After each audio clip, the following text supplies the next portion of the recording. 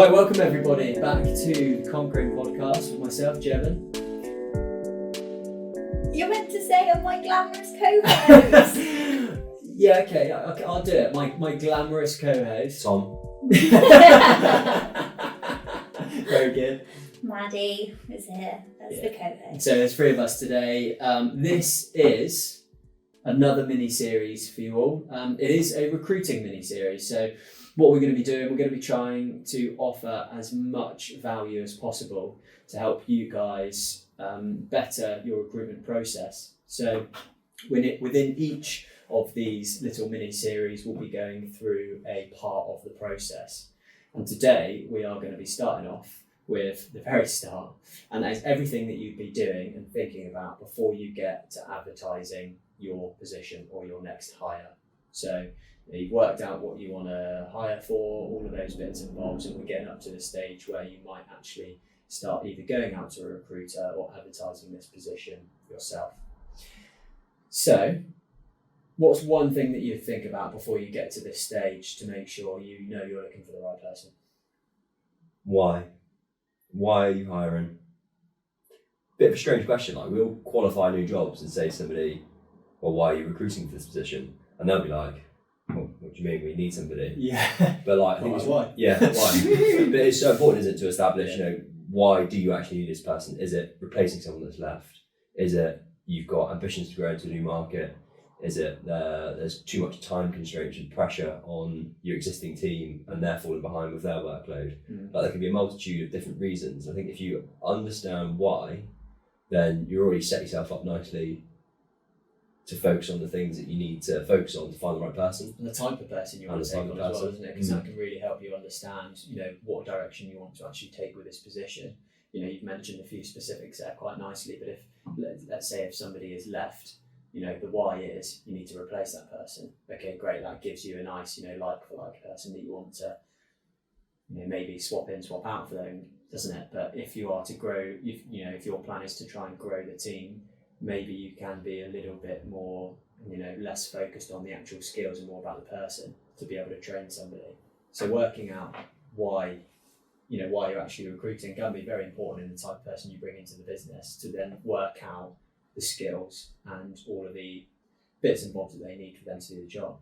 And I think it just helps you establish the role further as well. Like, so you're not getting down the line and you're kind of hindering the candidate experience by deciding that actually you've realised you don't really need that role. Like, for example, if a person does leave and you question the why, you're hiring again, like, do you actually need to replace that person? Like, can you save costs, save on your budget? Just establishing what you actually need and what you want for your business at that time. Yeah. To your point, well, to both points, figuring out exactly what you need is really funny, because we've had the exact scenario like over the last couple of weeks where we've been working with a company and then the job title's changed several times throughout the interview process, and like the responsibilities have slightly shifted. So there's like a nice example of, we're kind of recruiting for this, but we'd like someone that may also be able to do this, and it hasn't been properly identified. So, you've already lost quite a lot of time there. It's a time and money loser, isn't it? But again, that's a really good point. It's a really good case study, because yes, this job description has changed from sort of said client 2 or 3 times, hasn't it? And they've gone out and wasted time looking at CVs, employing us to be able to go out and look for the right kind of people. We've then in turn gone out and started looking for people, sent CVs over, and we've now got to turn around to all these candidates and say, oh, unfortunately, the job description's changed. And that can really knock on effect to your employer branding, can't it? Like we mentioned in our first mini-series. Absolutely. Yeah, I think the reputation you have as an employer speaks volumes for your candidate experience, and that isn't really a very good candidate experience. And we all know, like we mentioned in our last mini-series or the first part of our marketing, the candidates that have the bad experiences are the people that talk the most, aren't they? Loud and proud, baby. So again, it does say quite a lot about why you're actually hiring, and being able to nail in that job description, work out what you want from this person, just so you don't waste time with the whole process before you even get there. Because to be brutally honest, it's wasted a bit of a recruiter's time potentially. It's wasted your time, and I know things change, don't they? But if you really nail in what has actually happened and what you need, that's a real game changer. And that does move on quite nicely to what type of person you're looking for as well, doesn't it, really? Because if you understand the why, you kind of mentioned it, but if you are very much in the business of growing, depending on how quickly you want to grow, you can bring somebody in with a lesser skill set, so to speak, and more of a softer skill set around personality. I mean, look at our own attitude, growth journey then. The first people that we brought into the business were zero experience, and we were just looking for the type of people that we could bring in, offer support to, train, and get them to a point where they could then be independent recruiters. And then that almost builds the foundation of a company then, rather than just 3 people running a company. You've got 3, 4 other people that are revenue generating, they're profitable, they're taking on responsibility, you've grown the business to that point. So the next phase for us is, well, now we want some more leaders in the business, maybe some more experienced people. So the type of people we look at then are those that have got recruitment experience and can offer a bit more than just coming in and being a lone recruiter. So if you're a senior recruiter looking for a new position in Exeter, plug. Shout out. But yeah, I mean, it just goes to show, doesn't it, what type of person. So that's certainly worth it. And then the question comes in: what are the most important things? Is it certain skills and experience, or is it personality? I think you also have to look at your company's values as well. Great so point. They reflect on the people that you're hiring. Again, going back to employer branding, your employees, your biggest shout out to your customers, your Biggest audience, sell. biggest sell. That's what I was looking for. And ultimately, talent acquisition and recruitment is about finding but retaining, isn't it? That's such a big part. So you want to find the people that fit the culture and values, because they're the people that are going to stay for a long time. Absolutely. Big time. You could move it on to something which we call, I suppose, 100% product match as well, couldn't you? And working out what your non-negotiables are with this next person. So if you are looking for a skilled employee, let's say, along the lines of what we do in engineer, how much do they have to match up to the job description? And if you're looking for someone that has to match up 100%, good luck. Yeah. Because that's going to take a long time. It's going to take a long time. You've got to be able to, what's the word I'm looking for? Make, not sacrifices. I don't know, what's the word? Sacrifices. Not sacrifices. Does it It's a trade-off, I suppose. You're a bit of a trade-off. I don't know. None of us know. Oh, she's going. It's there. It's on the tip of my tongue. What is the word? It's when you're. Oh my god! I say it all the time. I want to Google It it. begins with a C, and I go like this. Dun, dun. Compromise. Compromise. That is it. I honestly didn't have a clue where you were You've going got with to that. make compromises. I use this word all the time. I do, and I do that. Why did you do that? What's that got to do Because with anything? that's Robbie and that's me, and then we compromise and meet in the middle. Oh, there's my some stuff God. coming out here. There's some stuff coming out It's here. just turned to a therapy Should session. change it into that. Yeah. Take a breath. But anyway, so you've got to make compromises, I think. I mean, I don't know, obviously, but I think that the companies that we work with, those that are willing to make a compromise on a particular job description or the ideal person they're looking for, they're the people that are going to find the right person, or the person that is a good person for them much sooner, progress them through the business, get them to a level and upskill them, and then carry on with growing the business. Whereas if you're looking for someone and they have to match 100%, you could be there for 6+ months looking for that right person. Well, I think it leads on to as well that you should have a clear route of how your recruitment's going to go, like the time frame of how long it's going to take, how long you need somebody to be in the business for, how long you're willing to wait. It depends on if you want to have a 100% match. Definitely. You could break it down into two ways of looking at it,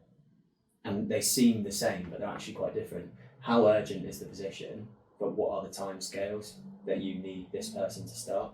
Because something can be urgent, I need it yesterday sort of thing, but it can still be urgent and need somebody for a couple of months' time. Yeah. And that does depend, that completely changes say a recruiter, first of all, how much effort they'll put into it, but when they actually need to do the work for it and when you actually need to start advertising a position of that nature.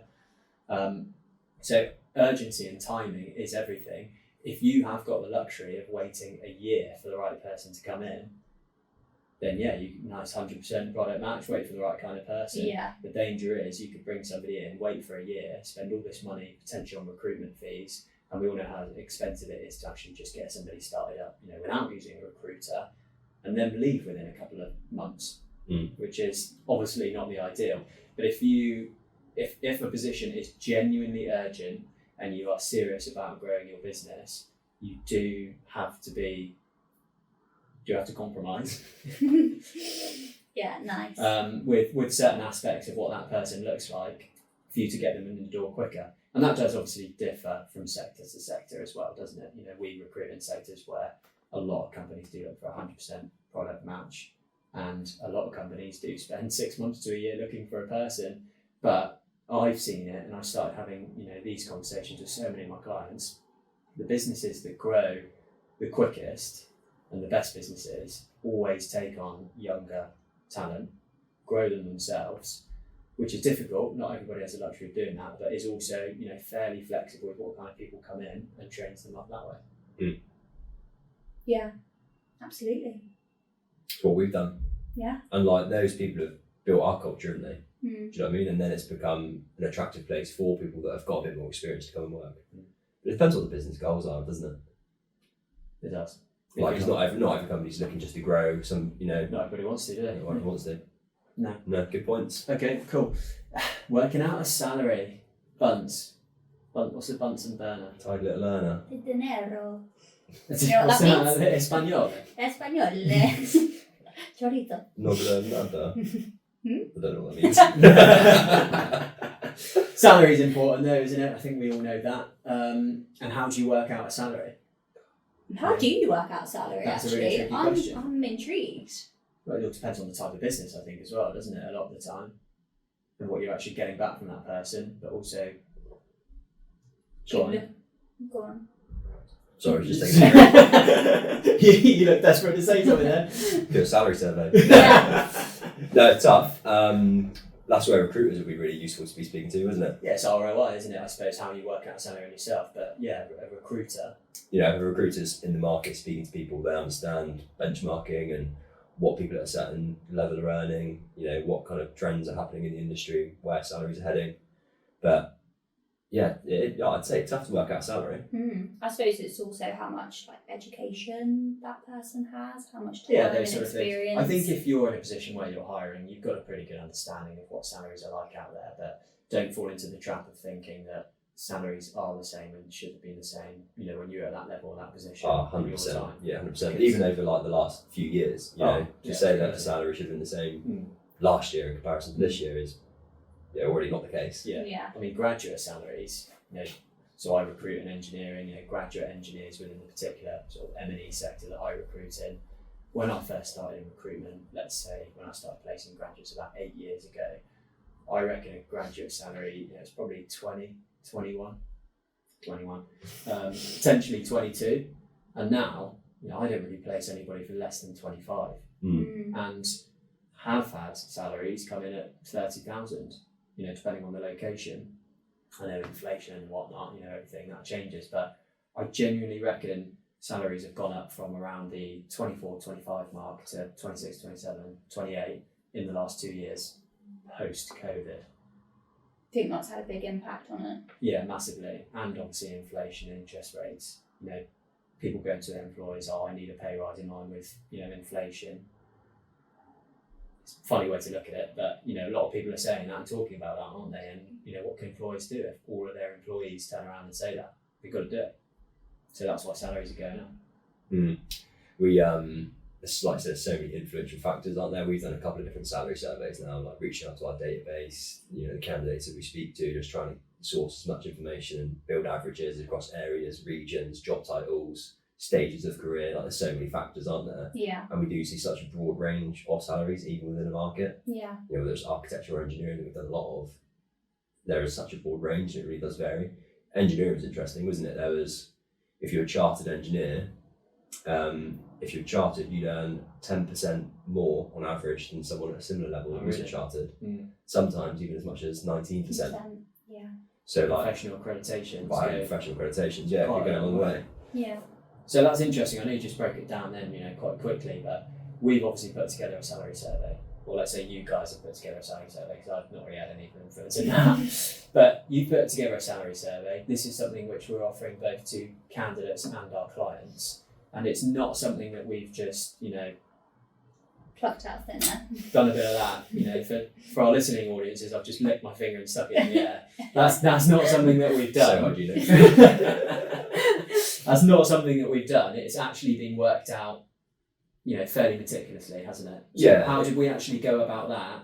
Just to give our clients and candidates a bit of an understanding. If somebody listens to this podcast, they are hiring and they're recruiting and want to reach out to a recruiter, this is how most, or let's say the good recruiters anyway, this would be working out salaries depending on the data that they've got and at the time. Yeah, exactly. So we've done a mix of reaching out to all of our database. It's obviously got, I can't remember how many people it was for each sector now, but a really large number of engineers or architects on the database. Data that we've gathered from qualifying candidates that are potentially looking for a new role and have given us their current salary information. And they've voluntarily given us this information. Yeah. Yeah.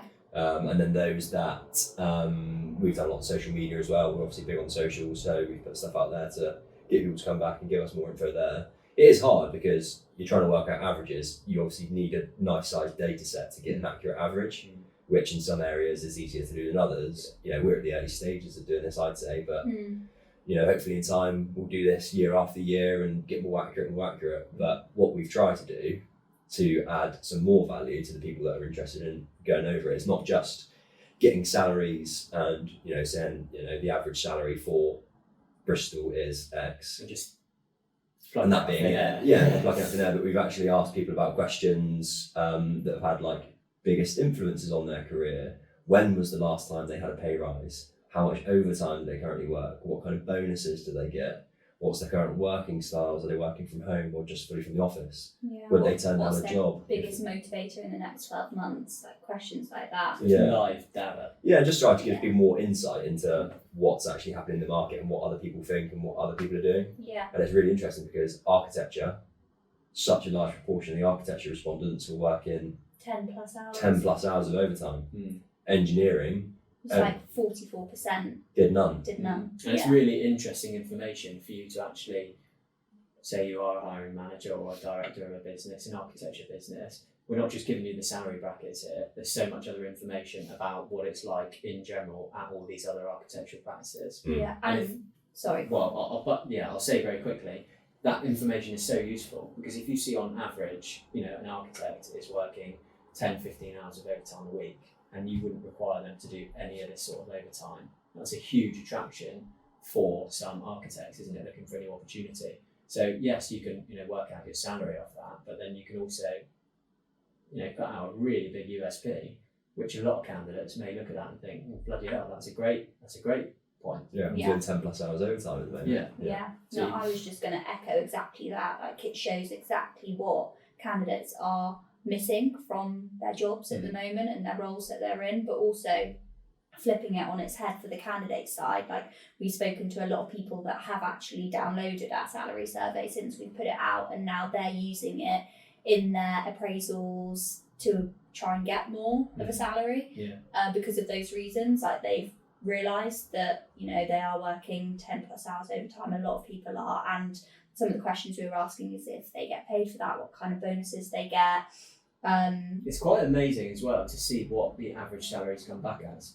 I've been quite amazed at that, definitely with the architectural side. People are paying and are on a lot more than what I thought. And I only did a bit of architecture 2 or 3 years ago. And regionally as well. It's crazy how it differs regionally so drastically, I think. Yeah, I mean, London's cash money, isn't it? It's crazy. It's crazy. No, good points. There was something else I was going to say, but I've forgotten it, so move on. Well, I think all of that just highlights the importance of getting your salary right. And if you are going to work with a recruiter, they've obviously got all this information to hand, so don't think that they're there, or a good recruiter, don't think that they're just going to be sending over CVs and people and just saying what candidates want. A good recruiter will educate candidates on what salary expectations should be from both sides of the table rather than just one. But you can easily reach out to a recruiter and get this information without having to employ them there. You're not paying quite often. Recruiters, like we would, if someone gets in touch and they Quite want some happily. value, we're not going to charge somebody for that. Like, we're about building relationships and actually bringing value to the businesses that we either work with now or could work with in the future. Yeah, definitely. So, if you are hiring an engineer or architectural professional in the Southwest or across the country, reach out, and we're quite happy to provide them with that data, aren't we? Yeah, any of our industries really, sales, marketing, we've got people that are in the market day to day speaking to these people, so they've got an understanding. We might not have all the data put together, but we've got, it's all up there. It's all up there. Is it? Moving on with that, a nice point which can go quite nicely back to in the employer branding side of things is actually thinking about what the USPs are of your business. Yeah. And a big part of that, which I'm sure you'll be able to come on to, is the type of progression, how they can progress within their business, what your business does differently, and actually trying to find out the best way to shout about that. Yeah, I think a good topic to consider in this is your employee value proposition, so your EVP, which is the unique value that you offer to your employees as an employer in return for the skills and like the commitment to your company that they give you. So yeah, exactly that, like what career progression opportunities can you offer for their hard work in return, identify what makes your company different to everybody else's. So that could be the benefits, that could be the work that you do, the actual work that you work on, or like we said, the career progression opportunities. Like, for example, chartered engineers, we know that they're earning on average 10% more than their peers that are not. So if you can offer those opportunities to become chartered, like that's a really big unique selling point that you should be shouting about. So yeah, EVP is definitely something you should be focusing on if you haven't already. I look at that with like two sides of EVP. You've got your tangible benefits that you might be able to offer that are actually benefits and not the minimum requirements. Yeah. Competitive salary. Yeah. 3% pension, 20 days holiday. 1 hour lunch break. I mean, if you are listing all of those bits and pieces as benefits, they are not benefits, they are prerequisites of hiring somebody. It's quite a nice tell, isn't it, of which company values their employees and has actually thought about their hiring process, if they are chucking them on as benefits and not really able to think of anything else. And free tea and coffee doesn't qualify as benefit either. No. What about a fresh fruit bowl? Seen plenty of those knocking about. What about sick pay?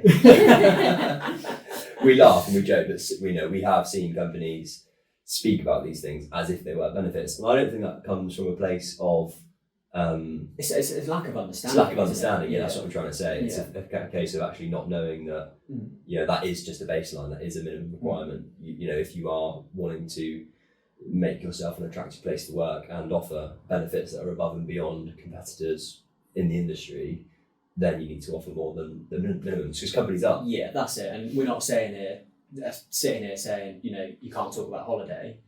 We're saying if you're offering 20 days holiday, which is the minimum, if you're offering statutory pension, the minimum, it's not something to shout about, because there are so many more companies out there which are offering, say 30-day holidays like we do, and 5, 6, 7, 8% contribution pension. Those are things to shout about because they are a bonus and a benefit rather than just what you'd normally get. Yeah. So if you do have those sort of things, to you, isn't yeah, it? it's unique. If you do have those things, that is something to shout about. But the very Billy basics aren't really something that people kind of need to know. That is just it. Yeah, that's what you so get. I'd say that's one side of the EVP coin, and then just to reiterate what you were saying, the other side are all of the less tangible things. So the experiences, challenges, achievements, and all the other bits and pieces, almost the the culture, cultural side. all of those bits and pieces that person's going to experience in that position. And I'd probably say the employee value proposition varies from role to role to a degree. Yeah. If you've got a particular position that there's a roadmap for this person to progress to a certain level within the business, take on a particular responsibility, the EVP for that role is going to be quite different from an administration position or a position, a graduate role. You know, they're going to be different, aren't they? So I think that if you work out what that actually is, and then you know what you're going to advertise, talk about, sell, promote to the market to find the right person. Yeah, definitely. I actually think we've underestimated how important this part of the recruitment process actually is. Now we've spoken about it, we've not even clicked through all of our points here, but there's been so many I feel like there's so much value here to somebody who feels like they kind of know what they're doing with recruiting. And I think some of this stuff will probably come quite easily to a lot of people, but if you don't feel like you are very good or have never recruited before, this is pretty valuable stuff. I can think back to when we first recruited, we wouldn't have thought about any of this. No. We just thought we'll stick an advert out, see what comes in.